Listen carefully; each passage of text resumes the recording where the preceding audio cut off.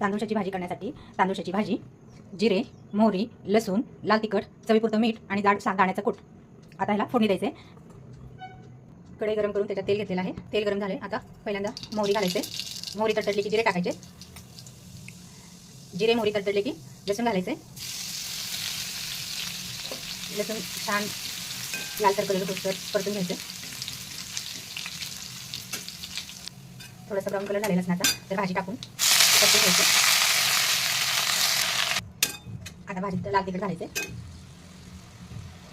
लाल तिखट घातले की चांगलं परतून घ्यायचे. मीठ घालायचे. मिक्स करायचे मीठ घालून. दाण्याचं कूट घालायचे.